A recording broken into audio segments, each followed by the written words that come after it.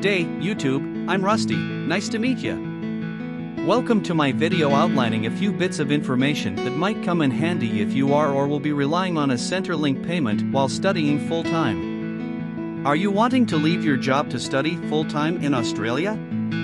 Or perhaps you are an emerging adult who might need to rely on welfare in order to study because, well, you know, you are not rich, and yet you still want an education. Well, this video will show you a few tips and bits of important information that might make the difference in meeting your needs while you study.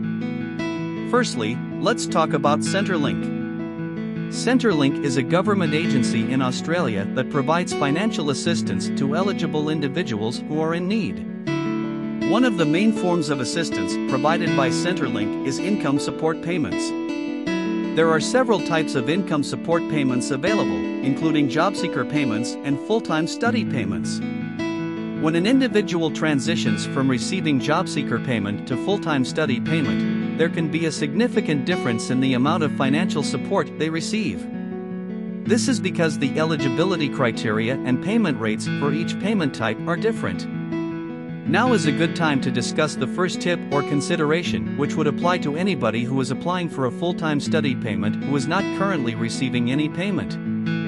Firstly, let's consider the case of a single person who gets accepted into a university or some form of full-time study and becomes eligible for a payment to support them while they study.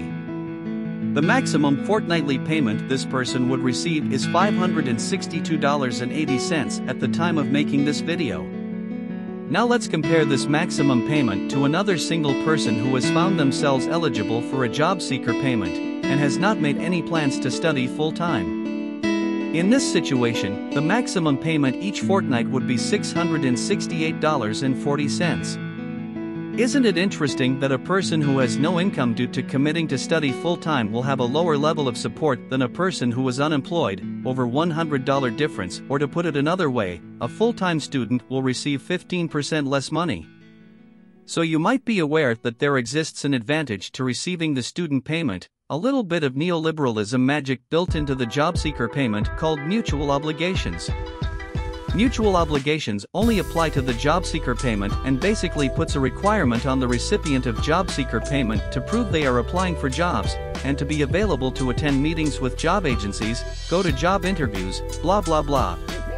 Basically, a job seeker has to do a bunch of things that a full-time student would not have time for.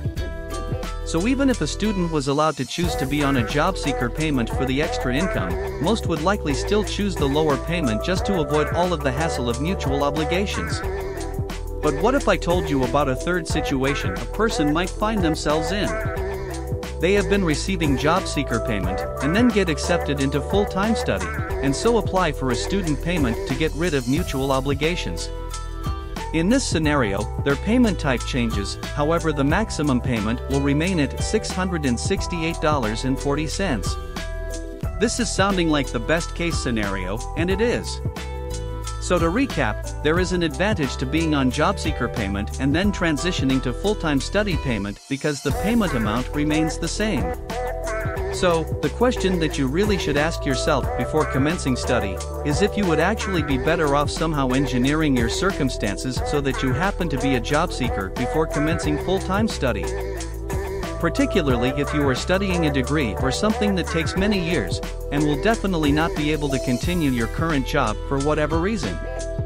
Why not take a break from the workforce, extending the transitional period between current occupation full-time study, and even take advantage of the mutual obligations to find a part-time job you could do while studying, or take a well-earned break? Centrelink usually give you a few months before they really put the pressure on job seekers anyhow.